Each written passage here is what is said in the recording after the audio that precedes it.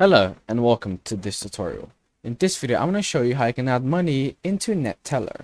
Now, Neteller is like PayPal, Revolut, Skrill, Wise. It's basically allowing you to have an electronic wallet with your own card, and also you can add money and you can send money to other people internationally. Now, make sure you log in into an account, verify your phone and your email, and you're going to have a Neteller standard bank account or an electronic wallet. To start off, they're going to ask you to pick four of these. Would you like to buy or sell crypto? Would you like to send money to someone else? Would you like to get a net card? Or you can pay online. Press the pay online.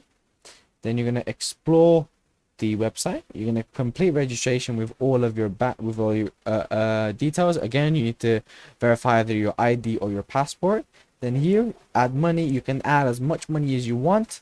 And then, of course, you're ready to pay if you're looking to pay for something else or for everything. But here, this is how you add money.